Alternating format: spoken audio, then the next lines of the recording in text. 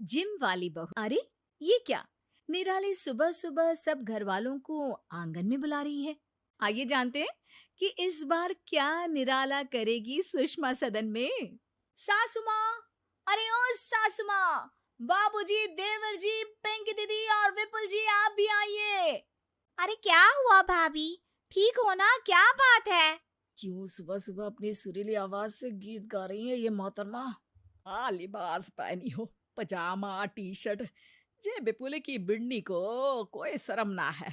सब आंगन में आ जाते हैं और फिर आते हैं निराली के प्रिय पतिदेव। कहिए बीवी जी, क्यों बुलाया जा रहा है सबको एक साथ? गुड मॉर्निंग सबको।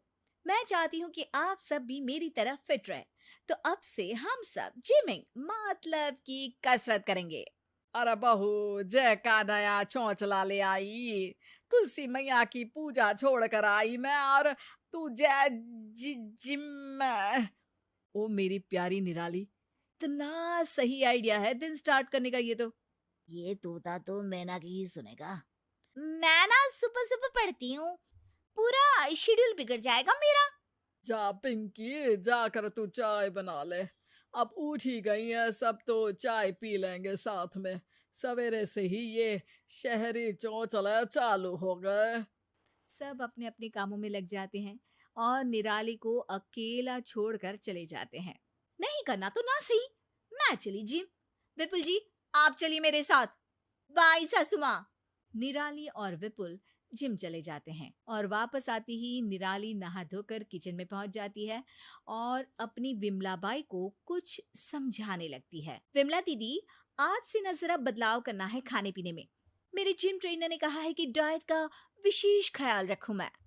सबने पोहा खा लिया और लंच में माँ जी ने आलू के पराठे और रायता बनाने को कहा है।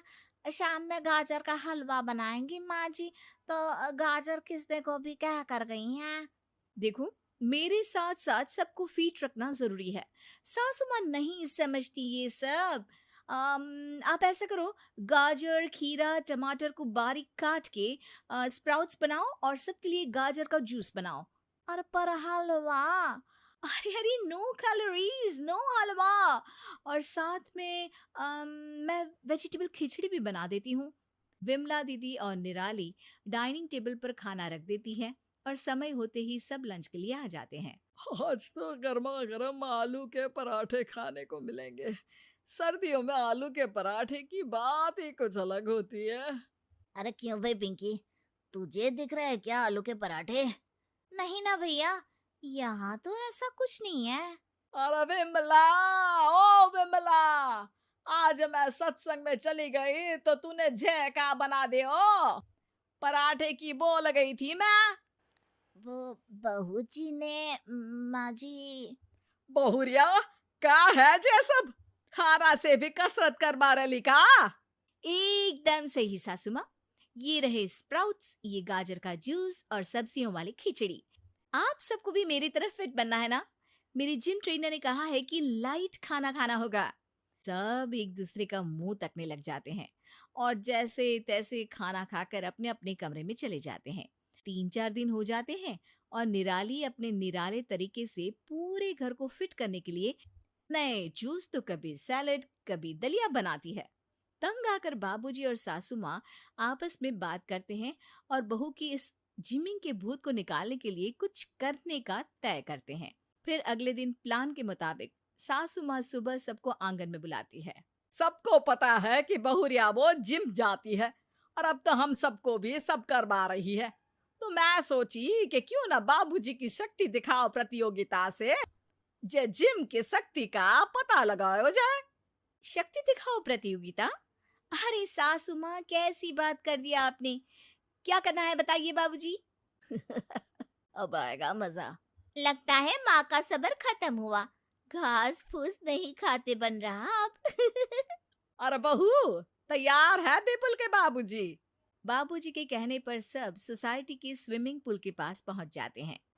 बहुरिया और बहुरिया की सासू माँ, हम देखते हैं कि पहले कौन इस पूल का एक चक्कर पूरा करता है। सुनते ही निराली पूल में छलांग लगा देती है और सासू माँ निराली से पूरे 1 मिनट पहले एक चक्कर पूरा भी कर लेती है। बहुरिया, चक्कर लगा को कहा था, तैरना जरूरी थोड़ी था। बिना गीले हुए देखो सासू माँ ने चक्कर लगा भी लिया। इसके बाद बाबूजी सबको आंगन में लगे आम के पेड़ के पास ले जाते हैं। अब देखते हैं कि कौन वो टहनी से आम तोड़ पाता है। पहले मैं जाऊंगी। अरे बिल्कुल तुम ही जाओ। निराली की लाख कोशिशों के बाद भी वो पेड़ पर चढ़ ही नहीं पाती और गिर पड़ती है। ओ निराली, लगी तो नहीं? आओ हाथ दो, अब मेरी बारी। सासू माँ एक पत्थर उठाती है और झट से एक ही निशाने में आम तोड़ देती है। लीजिए आम खाइए विपुल के बाबूजी। निराली सासू माँ को देखती रह जाती है। फिर आती है बारी तीसरे पड़ाव की। बाबूजी आंगन के दरवाजे पर ताला लगा देते हैं। इस दीवार को लांघ कर उस पार जाना है।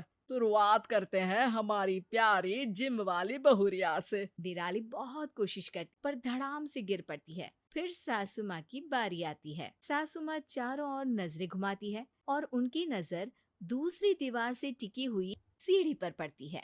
झट से वो सीढ़ी की मदद से दीवार लांघ लेती हैं। और इसी के साथ बहुरिया की सासू माँ बनती है शक्ति दिखाओ प्रतियोगिता की विजेता। सब जोर जोर से तालियां बजाते हैं और निराली अपना छोटा सा मुंह लिए सबको तकती रह जाती है। बहुरिया, तुमने अच्छी कोशिश की, पर का तुम्हें समझ आई कि जिम जाने से सिर्फ बॉडी बनती है?